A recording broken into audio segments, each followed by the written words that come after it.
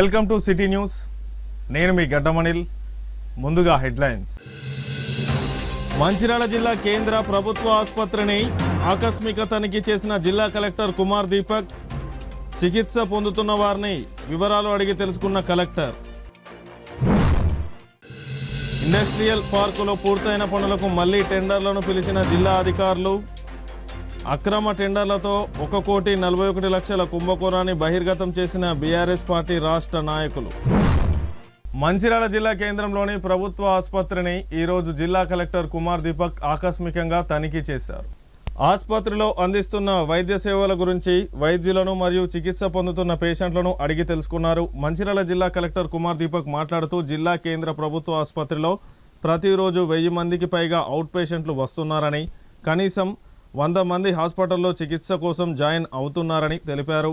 పేషెంట్లకు ఇవ్వాల్సిన మందులు మరియు సౌకర్యాల కోసం ఎప్పటికప్పుడు ప్రభుత్వ వైద్య విధాన పరిషత్కు ఇండెంట్ పంపడం జరుగుతుందని, వెంటనే ఆసుపత్రికి పంపిన ఇండెంట్ ప్రకారం మందులు చేరుకుంటున్నాయని తెలిపారు. మాతా శిశు ఆసుపత్రిలో చేరే మహిళల సంఖ్య పెరిగిందని, అంతేకాకుండా నార్మల్ డెలివరీ మరియు సర్జరీ డెలివరీ కోసం మాతా శిశు ఆసుపత్రిలోనే జాయిన్ అవుతున్నారని తెలిపారు. ఆసుపత్రిలో అందిస్తున్న వైద్య సేవల పట్ల జిల్లా కలెక్టర్ సంతృప్తి వ్యక్తం చేశారు.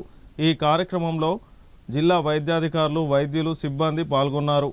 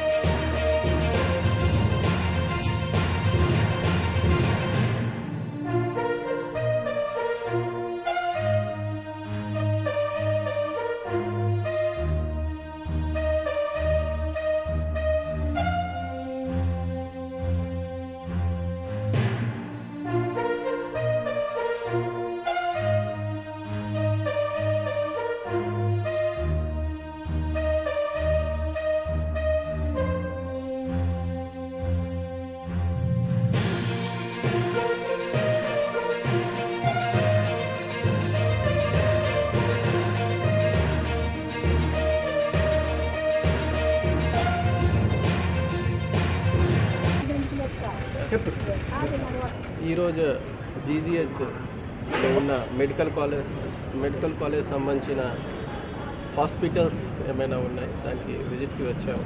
సో ఆల్రెడీ మనకి కొత్త జీజీహెచ్ కూడా దాదాపు పూర్తి అవుతుంది. లోపల్లో ఈరోజు చూశాను, దాదాపు పూర్తి అయిపోయింది. బయట కాంపౌండ్ వాల్ కూడా అయిపోయింది. రోడ్స్ అండ్ కొన్ని టైల్స్ బయట అది పెండింగ్ ఉన్నాయి, అది కూడా త్వరలో పూర్తి అవుతుంది. అండ్ మేబీ అనదర్ 45 డేస్లో మన కొత్త జీజీహెచ్కి షిఫ్ట్ చేయడానికి గుడ్ టార్గెట్. ఇక్కడ ఉన్న జీజీహెచ్ చాలా పాత అయిపోయింది. సో కాబట్టి అక్కడ మెయింటెనెన్స్ సంబంధించిన ఇష్యూ ఉన్నాయి, బెడ్స్ సంబంధించిన ఇష్యూ ఉన్నాయి. ఈవెన్ డయాలసిస్ సెంటర్లో కూడా ఇంకా ఎంఎస్పీఎస్ లేవు. సో దానికి సంబంధించిన కూడా మనం ప్లాన్ ప్రిపేర్ చేస్తున్నాం. దాంతోపాటు ఈరోజు చెక్ చేస్తే డైలీగా 1000 మంది పేషెంట్స్ ఓపీడీ కోసం వస్తున్నారు. దాదాపు రెగ్యులర్గా మనకి 100 కంటే పైన అడ్మిషన్స్ రెగ్యులర్గా ఉంటున్నాయి. దాంతోపాటు ఎంసీహెచ్లో కూడా అడ్మిషన్స్ ఉన్నాయి. ఎంసీహెచ్లో చాలా డెలివరీస్ కూడా జరుగుతున్నాయి. ఎంసీహెచ్లో రెగ్యులర్గా ప్రతి రైనీ సీజన్లో వాటర్ వస్తున్నాయి. కాబట్టి ఈసారి ఎంసీహెచ్కి కూడా మన కొత్త జీజీహెచ్లో షిఫ్ట్ చేయడానికి ప్లాన్ ప్రిపేర్ చేస్తున్నారు.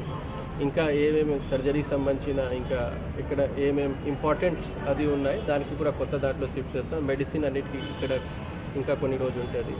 దాంతోపాటు లాస్ట్ ఇయర్ కొన్ని ఎక్విప్మెంట్స్ అన్నీ ఇచ్చాము. సో ఇప్పుడు నేను చూస్తే చాలా సంతోషంగా ఫీల్ అయ్యాను. అంటే ఒక ఎక్స్రే ఇస్తే డైలీగా 200 పేషెంట్స్కి మనకి పెద్దగా ఎక్స్రే మషిన్ ఇచ్చే డైలీగా 200 పేషెంట్స్కి అది అవుతుంది.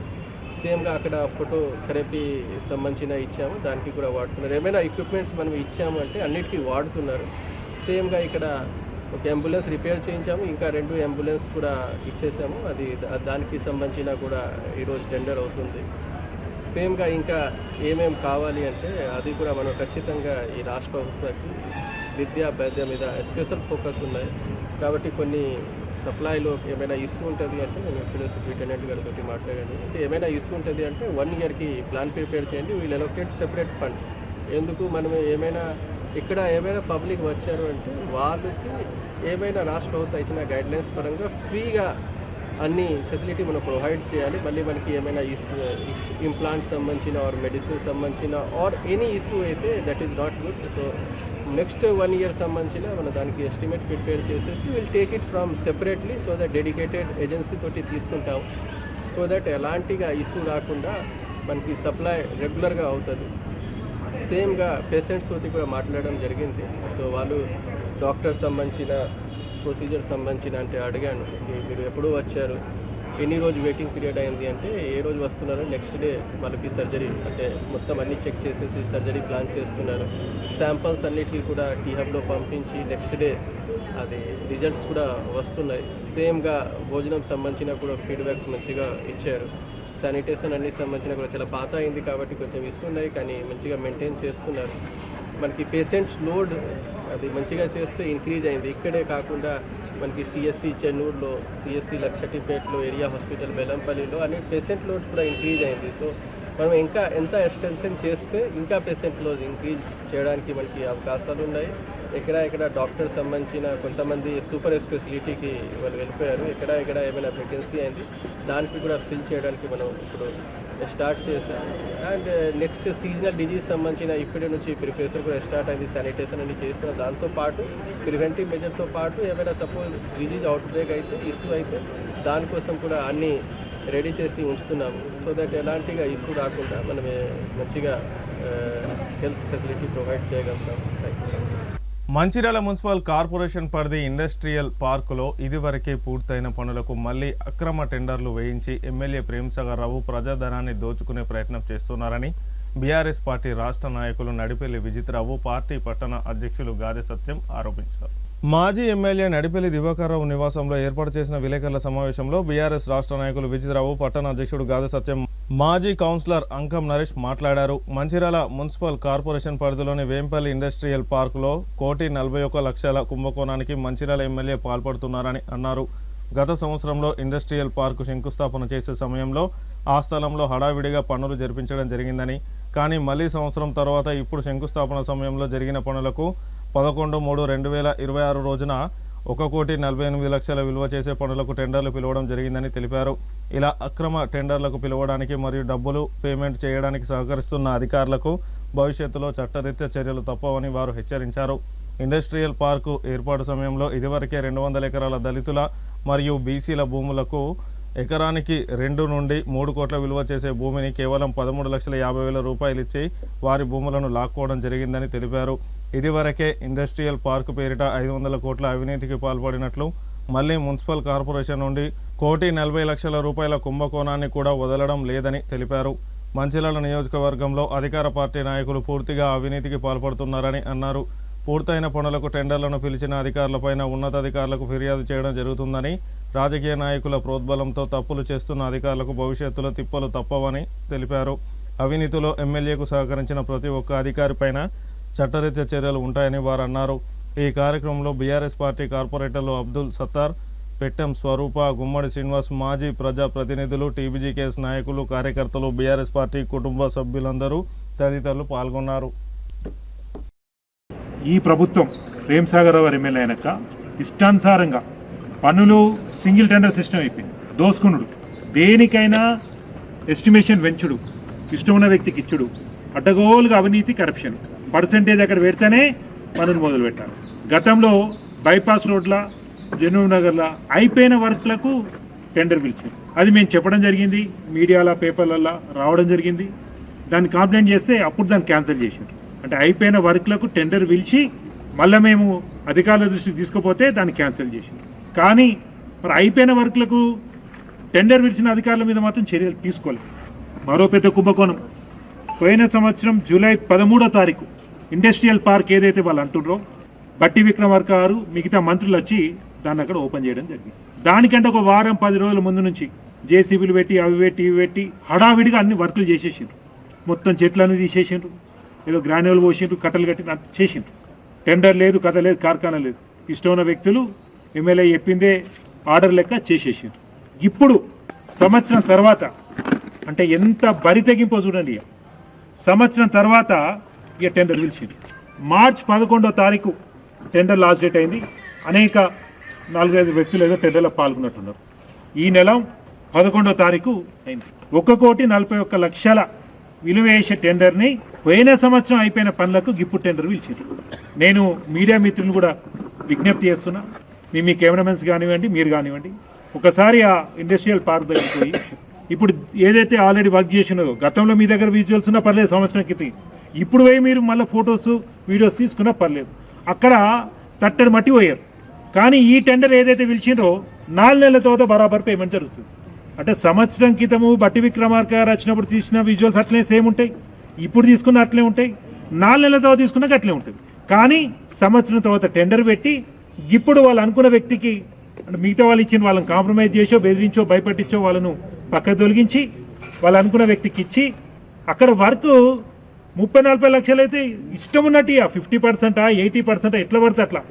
బాత్రూమ్ రిపేర్కి ఎంత అవుతుంది, ఎంత రాసుకున్నారు, 26 జనవరికి ఎంత అవుతుంది, ఎంత రాసుకున్నారు, జిరాక్స్ మెషిన్ కొంటే ఎంత అవుతుంది, దాని జిరాక్స్లకు ఎంత రాసుకున్నారు, ఆఖరికి శ్మశాన వాటికలు కూడా కాంగ్రెస్ కార్యకర్తలకు జీతాలు ఇచ్చుడు, ఎక్కడ దొరికితే అక్కడ దోసుకో, నువ్వు దోసుకో, నేను దోసుకుంటా కార్యక్రమం నడుపుతాను.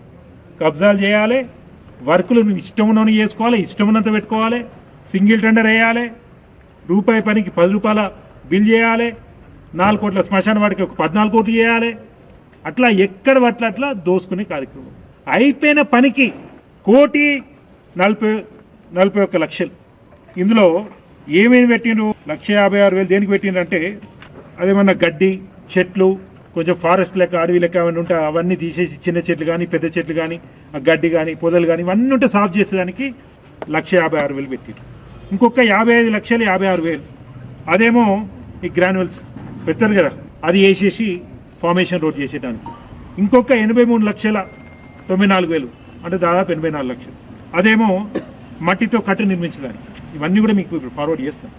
ఈ విధంగా 3 డివిజన్స్ చేసి 1,41,00,000 ఇవాళ సొమ్మిది. అదే పెద్ద కుంభకోణం అసలు. ఫస్ట్ ఆఫ్ ఆల్ 200 ఎకరాలు పాపం దళితులై, బీసీలై, గరీబోళ్ళై భూములు 13,50,000 ఇచ్చి చాలా తక్కువ సొమ్మిచ్చి బెదిరించి భయపెట్టించి నోటిఫికేషన్ ఇవ్వకుండా సంతకాలు పెట్టి దోసుకున్నారు. ఇవాళ అక్కడ పెద్ద ఎత్తున ఫ్రాడ్ జరగబోతుంది. ఇంకో 100 ఎకరాలు గవర్నమెంట్ ల్యాండ్ అనుకోండి, సరే ఇంకో 30-40 కోట్లు దాని డెవలప్మెంట్ కోసం పెడతారు కావచ్చు, 80 కోట్లు అవుతుంది. దానికి రేపు గవర్నమెంట్ ప్రైస్ అతి తక్కువ పెట్టి ఎమ్మెల్యేకి పైసలు ఇచ్చిన వాళ్ళకే అక్కడ అలాట్ చేస్తారు. అక్కడ ఎకరానికి 2.5-3 కోట్లు ఉన్నది. నామమాత్రం పైసలు గవర్నమెంట్ చెల్లించి పెద్ద ఎత్తున ఎకరానికి కోట్ల రూపాయలు ఎమ్మెల్యే తీసుకొని మళ్ళా దాన్ని ఏం ఇండస్ట్రీస్ వస్తలేవు, మేము ప్రయత్నం చేసి ఇండస్ట్రీలు వస్తలేని సంగతి మాకు తెలుసు, మీకు తెలుసు, అందరు తెలుసు. కానీ ఇండస్ట్రీస్ పేరు మీద గరీబోల కడుపు కొట్టి ఎమ్మెల్యే అవినీతి పైసలు సంపాదించుకునే దానికి పైసలు ఉన్న వాళ్ళతో అక్కడ పెట్టుబడి పెట్టించి మళ్ళీ అదే ఇండస్ట్రియల్ లైన్ మళ్ళీ రెసిడెన్షియల్ లైన్ మార్చాలి. అంటే ఇంత కుంభకోణం, ఇంత ముందు చూపు ఉన్నది ఎమ్మెల్యే ముందు చూపు. అంటే ఎక్కడ దోసుకోవాలి, ఏ విధంగా దాన్ని ప్రణాళిక చేసుకోవాలి. 500 కోట్ల కుంభకోణం చేస్తున్నా మళ్ళీ 1 కోటి రూపాయలు కూడా వదిలిపెడతలేదు. సో దయచేసి మీ అందరినీ కోరుతున్నా, ప్రజల్ని కూడా కోరుతున్నా, అధికారులను మాత్రం హెచ్చరిస్తున్నా, ఖచ్చితంగా దీని మీద విజిలెన్స్ కానీ మిగతా డిపార్ట్మెంట్లు కూడా కంప్లైంట్ చేస్తాము. సిఎస్ గారు కూడా చేస్తాము, కలెక్టర్ గారు కూడా చేస్తాము. రాజకీయ నాయకులకి 5 సంవత్సరాలే, ఓడిపోతే హైదరాబాద్కి వాళ్ళు పరిమితం అవుతారు. కానీ రేపు ఈ 1,41,00,000 రికార్డు ఇచ్చి ఎమ్మెల్యేకు లబ్ధి పొందేటట్టు, మధ్య లెవెల్కు లబ్ధి పొందేటట్టు మీరు కనుక సంతకాలు పెట్టి రికార్డులు చేసి పైసలు అప్పచెప్తే దీన్ని విచారణ చేసినప్పుడు మీ పరిస్థితి ఏందో మీరు ఒక్కసారి ఆలోచించుకోమని నేను కోరుతున్నాను. అవినీతికి సహకరించిన ప్రతి అధికారి మీద కూడా ఖచ్చితంగా చర్యలు ఉంటాయి. కార్పొరేషన్ స్థాయి మీటింగ్ ఏదైతే ఉన్నదో మంచిర్యాలకు సంబంధించినటువంటి బడ్జెట్ సమావేశం ఇది. మొట్టమొదటిగా కార్పొరేషన్ ఏర్పడ్డ తర్వాత ఇప్పుడు గెలిచినటువంటి కార్పొరేటర్లు, మేయర్, డిప్యూటీ మేయర్ ఆధ్వర్యంలో నడిచి బడ్జెట్ సమావేశంలో మంచిర్యాల కార్పొరేషన్ ప్రజలు ఎన్నో ఆశలతో ఎదురుస్తున్నటువంటి సందర్భాలలో ఏమన్నా ప్రతి డివిజన్కి చర్చించి అక్కడ ఉన్నటువంటి సమస్యల మీద స్పందించి అక్కడ కార్పొరేటర్ ఏదైతే ఉన్నాడో అక్కడ సమస్యలను విని దానికి పరిష్కారం దిశగా జవాబులు చెప్తారని ఆశించినటువంటి సందర్భంలో ఆశ నిరాశ అయింది. కార్పొరేషన్లో కూడా ఎట్లా తయారైందంటే అక్కడ ఒక పక్క అసెంబ్లీలో మనల్ని మాట్లాడలేకపోవడం, వాళ్ళది ఇక్కడ నేర్చుకున్నారు. కాంగ్రెస్ అంటేనే ప్రతిపక్ష పోలు ఎవరు ఉండొద్దు, ఎవరు మాట్లాడొద్దు, ప్రజా సమస్యల మీద ఎవరు గొంతెత్తొద్దు, మేము చెప్పిందే నడవాలా. డివిజన్ నుంచి మొదలు పెడితే కార్పొరేషన్ వరకు, కార్పొరేషన్ నుంచి మొదలు పెడితే అసెంబ్లీ వరకు కాంగ్రెస్ చేస్తున్నటువంటి కుటిల రాజకీయాలకు నిదర్శనమే మొన్న బడ్జెట్ మీటింగ్. పార్టీలకు అతీతంగా ప్రజల కోసం పనిచేయాల్సిన బాధ్యత ఒక కుటుంబం లెక్కలా మనందరిపైన ఉందని చెప్పి తీర్మానం చేసుకొని దానికి భిన్నంగా కనీసం లేచి మాట్లాడుతా అంటే కూడా మా వాళ్ళని మాట్లాడలేకపోవడం ఎంత దురదృష్టకరం అంటే ఫస్ట్ మీటింగే ప్రతిపక్ష నాయకులు పోయి కింద కూర్చుండవలసిన పరిస్థితి ఏర్పాటు చేసిరంటే మీరు ఏ స్థాయిలో ఈ కౌన్సిల్ని నడపాలనుకుంటారు, కార్పొరేషన్ నడపాలనుకుంటారో ప్రజలకు అర్థమవుతుంది. పరిపాలన అనుమతులు ఒక జిరాక్స్ కోసం 12,50,000 రూపాయలు పెడతారు. ప్రజలు నవ్వుకుంటారు. అసలు నాకైతే అర్థమైతలేదు. మా కార్పొరేటర్లు ఎక్కడైతే ప్రశ్నిస్తారని చెప్పి ఆ గొంతుకలను నొక్కే విధంగా ఏదైతే మీరు ప్రవర్తిస్తుండ్రో, మా గొంతుక కాదు నొక్కేది, మీరు మంచిర్యాల కార్పొరేషన్ ప్రజల గొంతుక నొక్కి ఒక్కరిద్దరి స్వభావాల కోసం అక్కడ పనిచేస్తుండే మీ కౌన్సిల్, మీ కార్పొరేషన్ అని ప్రజలు అనుకుంటారు. బీఆర్ఎస్ ప్రభుత్వం డబుల్ బెడ్రూమ్ల గురించి మంచిర్యాలలో 420 డబుల్ బెడ్రూమ్లు కట్టియడం జరిగింది. పెద్దలు మాజీ శాసనసభ్యుడు దివాకర్రావు గారి నాయకత్వం. అందులో 350 కంప్లీట్ అయ్యి మొత్తం దాన్ని ఒక పారదర్శకంగా ఎలాంటి అవకతవకలకు వీలు లేకుండా అన్ని కాన్స్టిట్యున్సీలల్లో ఏదైతే వార్డుల కౌన్సిలర్లు ఉన్నారో ఆనాడు ఆ కౌన్సిలర్లకు వార్డుకు 5-6 ఏర్పాటు చేస్తే అందులో ఏదైతే బీద వాళ్ళు ఉన్నారో వాళ్ళకి ఇవ్వాల్సిన పరిస్థితి అన్ని కాన్స్టిట్యున్సీలో జరిగింది. ఇంతవరకు వారికి వీటిని అలాట్ చేయకపోవడం నిజంగా దురదృష్టకరం. ఇప్పుడున్న కలెక్టర్ గారు మీరు ఎందుకు అర్హులైన బీద ప్రజల రెడీ అయిన బెడ్రూమ్లను ఇవ్వట్లేదు, వాళ్ళకు డ్రా పొందిన వాళ్ళకు ఎందుకు ఇవ్వట్లేదు? ఏదైతే ప్రేమ్ సాగర్ రావు గారు ఎమ్మెల్యే గారు మీరు ఎందుకు ఆ బీద ప్రజల ఓట్లు మీకు వేయలేదనుకుంటాన్లా? ఏ ఉద్దేశంగా పక్కకు పెడతాన్లు? మంచిర్యాల జిల్లా లక్షట్పేటలో నియోజకవర్గ పునర్విభజన అంశంపై అఖిలపక్ష నాయకులు కీలక నిర్ణయాలు తీసుకున్నారు. కేంద్ర ప్రభుత్వం చేపట్టబోయే నియోజకవర్గాల పునర్విభజనలో భాగంగా లక్షట్పేటకు తిరిగి నియోజకవర్గ హోదా కల్పించాలని డిమాండ్ చేశారు. సోమవారం స్థానిక విశ్రాంతి భవన ఆవరణలో నిర్వహించిన అఖిలపక్ష సమావేశంలో వివిధ రాజకీయ పార్టీల నాయకులు, ప్రజా సంఘాల ప్రతినిధులు పాల్గొన్నారు. ఈ సందర్భంగా వారు మాట్లాడుతూ గతంలో లక్షట్పేట నియోజకవర్గం ఉండేదని, అనంతరం మంచిర్యాల నియోజకవర్గం ఏర్పడిందని గుర్తు చేశారు. ప్రస్తుతం జరుగుతున్న పునర్విభజన ప్రక్రియలో లక్షట్పేటకు మళ్లీ నియోజకవర్గ హోదా కల్పించడం అవసరమని వారు స్పష్టం చేశారు. ఈ డిమాండ్ సాధనకు రాజకీయాలకు అతీతంగా అందరూ ఏకతాటిపైకి రావాలని పిలుపునిచ్చారు.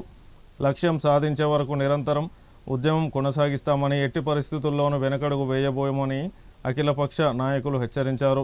తదుపరి కార్యాచరణ ఈ ఉద్యమాన్ని మరింత ఉధృతం చేసేందుకు ఏప్రిల్ 14న మరో కీలక సమావేశం నిర్వహించనున్నట్లు ప్రకటించారు. నియోజకవర్గం సాధించే వరకు పోరాటం కొనసాగుతుందని తెలిపారు. ఈ కార్యక్రమంలో జెన్నారం, దండేపల్లి, లక్షట్పేట, హాజీపూర్ మండలాల నాయకులు, కార్యకర్తలు పాల్గొన్నారు.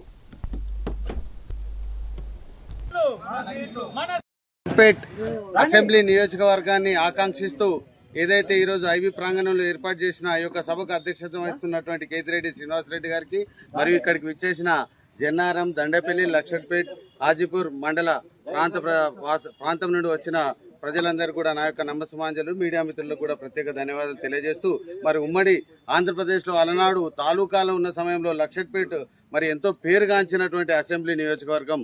అలనాడు మరి బీసీ నియోజకవర్గం నుండి మా తాతగారైన స్వర్గీయ చుంచు లక్ష్మయ్య గారు కూడా ఇక్కడ నుండి ఎన్నుకోబడ్డారు. అలనాడు ఈ యొక్క రాష్ట్రం మొత్తంలోనే మాకెళ్ళి, ఎందుకంటే దొరల పెత్తనం జరుగుతున్న ఆ సమయంలో మరి ఒక విద్యార్థి దశ నుండి సైకిళ్లపై వెళ్ళి ఖడెం వరకు కూడా మరి తిరిగి ఆ రోజు మా తాతగారు విజయం సాధించారు. అది ఒకటే కాదు, ఈ సెగ్మెంట్లో ప్రత్యేకత మరి అన్నవరం అని పేరుగాంచిన సత్యనారాయణ దేవుడు సాక్షిగా వారి ఆశీస్సులు ఉంటూ రాబోయే రోజుల్లో ఏదైతే ఈ యొక్క కార్యక్రమాన్ని తీసుకున్నాం, ఒక అడ్హాక్ కమిటీని వేసుకుందాం. ఎందుకంటే చాలా మంది ఏం చెప్తున్నారు, ఇతర పార్టీల వాళ్ళు రాలేదంటున్నారు. కాబట్టి మరి పార్టీలకు సంబంధించిన వారిని కాకుండా న్యూట్రల్ ఉన్న పర్సన్ మరి అడ్హాక్ కమిటీ చైర్మన్గా చేసి మరి ఏదైతే ఇందాక మన సోదరులు శ్రీనివాసన్న గారు వీళ్ళందరూ చెప్పినట్టుగా మెమరాండాలను కూడా కలెక్టర్ గారికి, వివిధ ప్రాంతాల్లో ఉన్నట్టు ఎంఆర్ఓలకు కూడా మరి వారికి ఇచ్చేసి మరి రాబోతున్న అన్నగారు చెప్పినట్టు అంబేద్కర్ జయంతి అది మంచి రోజుగా మనం, ఎందుకంటే అంబేద్కర్ గారు ఇచ్చినటువంటి ఆ ఫలాలను మనం అనుభవిస్తున్నాం. కాబట్టి వారి సాక్షిగా మనం ఆ రోజు ఈ కార్యక్రమాన్ని తీసుకొని మరి పెద్ద ఎత్తున కూడా ఆ లోపల కమిటీలు వేసి, గ్రామ కమిటీలు వేసి మరి మన పెద్ద ఎత్తున ఈ ఉద్యమాన్ని తీసుకెళ్ళి ఏదైతే జెన్నారం మరి ఇవి జిల్లాల విభజన తర్వాత మరి ఖానాపూర్ నియోజకవర్గంలో ఉంది. మరి జిల్లానేమో మంచిర్యాల జిల్లాలో ఉన్నట్టు వారికి కూడా అనేక సమస్యలు ఉన్నాయి కాబట్టి వారిని కూడా మన కుటుంబంలో ఏదైతే లక్షపేట సెగ్మెంట్లో పాత దాంట్లోకి తీసుకొని వారికి ఉన్నటువంటి సమస్యల పైన కూడా మనం కలుపుకొని వారిని కూడా మన అసెంబ్లీ సెగ్మెంట్ను తయారు చేసుకోవడానికి కార్యాచరణ చేయవలసిందిగా ఈరోజు ఇక్కడికి విచ్చేసిన ప్రతి ఒక్కరు కూడా మరి పేరు పేరున కోరుకుంటూ నాకు ఈ అవకాశం ఇచ్చినందుకు మీ అందరికీ ధన్యవాదాలు.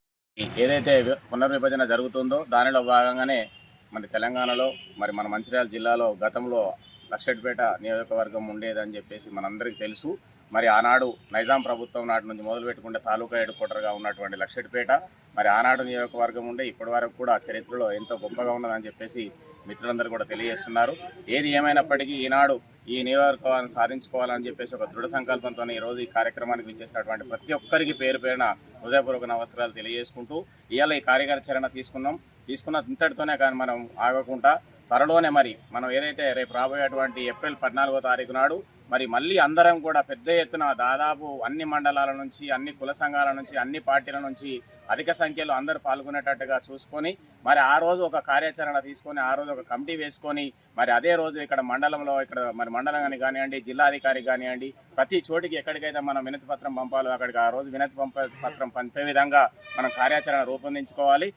ఏదైతే ఈ 10-15 రోజుల సమయం మనకు ఉందో ఈ సమయంలో ప్రతి మండలం నుంచి కూడా ఒక 4-5 అక్కడ ఒక కమిటీ లెక్క ఏర్పాటు చేసేసి అన్ని పార్టీల నుంచి అక్కడ పార్టీ అధ్యక్షుల ద్వారా కూడా ఒక తీర్మానాన్ని పాస్ చేయించేసి ఇవన్నిటి కూడా క్రోడీకరించుకొని ఇవన్నీ కూడా ఈ 14వ తారీఖు లోపలే ముందే ఒక 10వ తారీఖు ఏదో ఒక తారీఖు తీసుకొని ఆ తారీఖు నాడు ప్రతి మండలం నుంచి ముఖ్య నాయకులను ఒక మండలానికి ఒక 5గురిని ఒక పార్టీకి ఒకరు అట్లా తరఫున ఒక 5గురిని పిలుచుకొని మరి అందరం ఆ 10 తారీఖు నాడు సమావేశం ఒక 15-50 మంది తయారై మళ్ళీ 14వ తారీఖు నాడు ఒక 500 మందితోని కానీ 1000 మందితోని కానీ ఒక సమావేశం ఏర్పాటు చేసుకున్నట్టయితే మనం ముందుకు పోతాం, అది సక్సెస్ అవుతుందని చెప్పేసి భావిస్తున్నాను. కాబట్టి అందరూ కూడా ఈ 15 రోజుల సమయంలో ఏదైతే ఉందో ప్రతి మండలం నుంచి అన్ని పార్టీల అధ్యక్షులను కలిసి అన్ని పార్టీ అధ్యక్షుల తరఫున ఒక తీర్మానాన్ని కూడా మనం తీసుకొని అఖిలపక్షంగా ఈ కార్యక్రమాన్ని ముందుకు తీసుకుపోవాలని చెప్పి ఈ సందర్భంగా కోరుకుంటూ అందరికి నమస్కారాలు. ఈరోజు చాలా శుభదినం. మరి గతంలో ఉన్నటువంటి లక్షపేట కాన్స్టిట్యున్సీ మరి 2009లో మంచిర్యాలగా పేరు మారినప్పుడు చాలా బాధపడ్డ సందర్భాలు ఇక్కడి ప్రజానీకమంతా.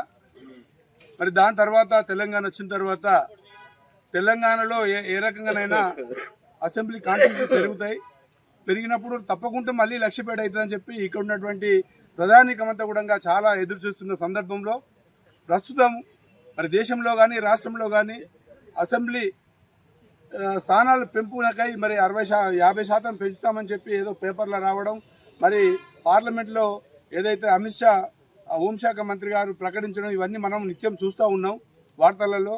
మరి ఆ సందర్భంగా మళ్ళీ ఇప్పుడు మరి మళ్ళీ మంచి రోజులు వచ్చినాయి, మన లక్షపేట సాధించుకోవాలి. గతంలో ఇదే లక్షపేట ఇట్లనే ఉన్నట్టయితే మళ్ళీ ఇప్పుడు కొత్తగా మంచిర్యాల అవుతుండేనే ఏమో, మన లక్షపేట అట్లే ఉంటుండే. కానీ అనుకోకుండా దురదృష్టవశాత్తు ఇక్కడ నుంచి వెళ్ళిపోయింది, మంచిర్యాల అయింది. మళ్ళీ మనం లక్షపేట ప్రజానికమంతా మళ్ళీ కొట్లాడి మళ్ళీ మనం లక్షపేటను తెచ్చుకోవాల్సిన అవసరం ఇప్పుడు ఏర్పడింది. మరి ఈరోజు దాన్ని గుర్తుంచుకొని ఇక్కడ ఉన్నటువంటి ప్రజలందరూ ఏదైతే శ్రీనివాసరెడ్డి గారు పెట్టినటువంటి మెసేజ్ ద్వారా జనారం నుంచి దండపల్లి, లక్షపేట, హాజీపూర్, మంచిర్యాలలో కూడా ఇక్కడ నుంచి వెళ్ళిపోయిన వాళ్ళంతా కూడా మంచిర్యాల కొంతమంది ఉన్నారు, వాళ్ళంతా కూడా మేధావులు అందరూ తెలిసిన వాళ్ళు ఉన్నారు. మరి అందరి సహకారంతో రేపు రాబోయే రోజులలో ఇక్కడ మళ్ళీ మనం లక్షపేట కాన్స్టిట్యున్సీ ఏర్పాటు చేసుకోవాలంటే ప్రభుత్వం ఏర్పాటు చేసిన నిబంధనల ప్రకారం వాళ్ళు అడిగినప్పుడు వాళ్ళు పార్లమెంట్లో బిల్లు పెట్టినప్పుడు మనం ఏం చేయాలి, ఎట్లా చేయాలి అనే దానికోసం ఈరోజు ఇక్కడ సమావేశం ఏర్పాటు చేసుకోవడం జరిగింది. మరి ఇక్కడ ఉన్నటువంటి పెద్దలందరూ కూడా చాలా విషయాలు చెప్పారు మనకు. ఆ విషయాలలో కొన్ని ఇప్పుడే ఇయ్యాలనే అడా కమిటీ వేయడం ఇట్లా అన్ని కొంతమంది రకరకాల ఇక్కడ జరిగే నష్టాల గురించి చెప్పడం జరిగింది. కానీ నా అభిప్రాయం ఒకటి ఏంటంటే ప్రతి మండలంలో అన్ని పార్టీల వాళ్ళు ఉన్నారు. హాజీపూర్లో రాజకీయ పార్టీలు ఉన్నాయి, ఎంప్లాయీస్ ఉన్నారు, అడ్వకేట్లు, మేధావులు ఉన్నారు, అందరు ఉన్నారు, అన్ని మండలాల్లో ఉన్నారు. ఈ రకంగా మండలానికి ఒక్కొక్క పార్టీ నుంచి ఒకరిని అక్కడనే కమిటీ వేసేసి ఆ రకంగా అక్కడి నుంచి కదలిక అంటే అన్ని మండలాల్లో కదలాలంటే ఏ పార్టీ వాళ్ళు ఆ పార్టీ వారు చెప్పుకొని తీసుకొని వచ్చి మనం ముందుకు పోయినప్పుడే సమస్య పరిష్కారం అవుతుంది. మరి దీనికి అన్ని పార్టీల వాళ్ళ సహకారం మనకు అవసరం ఉంది. మరి ఇప్పుడు చెప్తా ఉన్నారు 14 తారీఖు ఏదైతే అంబేద్కర్ జయంతి అనుకుంటున్నాం, మరి ఆ రోజు వరకైనా అంటే ఏర్పాటు కావాలి. అంటే ప్రతి మండలంలో అన్ని పార్టీల నుంచి ఒక్కొక్కరినో ఇద్దరినో తీసుకొని అక్కడ ఒక కమిటీ ఏర్పాటు చేసి వాళ్ళ ద్వారానే అంటే ఏ మండలానికి ఆ మండలం ఏ పార్టీ వాళ్ళు ఆ పార్టీకే. వార్తలు ముగించే ముందు హెడ్లైన్స్ మరొకసారి. మంచిర్యాల జిల్లా కేంద్ర ప్రభుత్వ ఆసుపత్రిని ఆకస్మిక తనిఖీ చేసిన జిల్లా కలెక్టర్ కుమార్ దీపక్. చికిత్స పొందుతున్న వారిని వివరాలు అడిగి తెలుసుకున్న కలెక్టర్. ఇండస్ట్రియల్ పార్కులో పూర్తయిన పనులకు మళ్లీ టెండర్లను పిలిచిన జిల్లా అధికారులు. అక్రమ టెండర్లతో 1,41,00,000 కుంభకోణాన్ని బహిర్గతం చేసిన బీఆర్ఎస్ పార్టీ రాష్ట్ర నాయకులు. సిటీ న్యూస్ ఇంతటితో సమాప్తం. తిరిగి ప్రసారమయ్యే సిటీ న్యూస్లో మళ్ళీ కలుసుకుందాం. అంతవరకు సెలవు. నమస్కారం.